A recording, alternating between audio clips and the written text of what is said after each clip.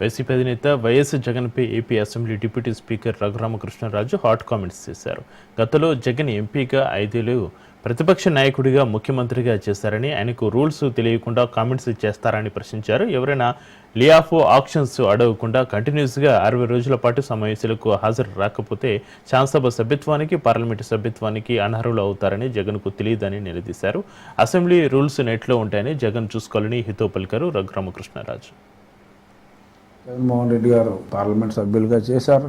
ప్రతిపక్ష నాయకుడిగా గతంలో 5 ఏళ్లు ఉన్నారు. 5 సంవత్సరాలు ముఖ్యమంత్రి చేశారు. ఆయనకి రూల్స్ తెలియకుండా ఇంత కామెంట్ చేస్తారా? కన్ఫ్యూజ్ అయ్యే అవకాశం ఉందేమో అని నాకు అనిపించింది. భారత రాజ్యాంగం ఎవరైనా సరే ఎప్పుడైనా జస్ట్ ఈ 190(4) అన్నదే చాలా స్పష్టంగా అందులో ఉంది.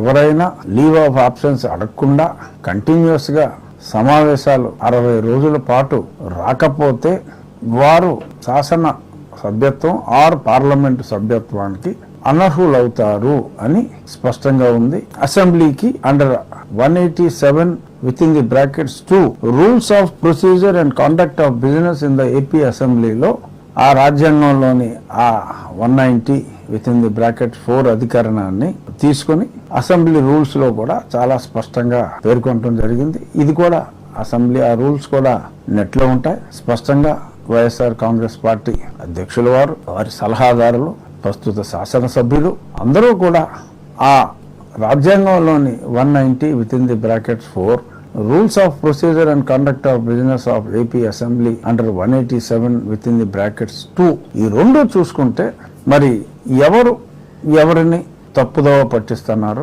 ఎవరు స్పష్టంగా ప్రజలకి వివరణ ఇస్తున్నారు అనేది అర్థమవుతుంది. ప్రతిపక్షానికి ఎంత సమయం ఇవ్వాలి అనేది, ఏ పార్టీకి ఎంత సమయం ఇవ్వాలి అంటే పార్టీల స్ట్రెంగ్త్ ని బట్టి ఆ సమయం ఉంటుంది.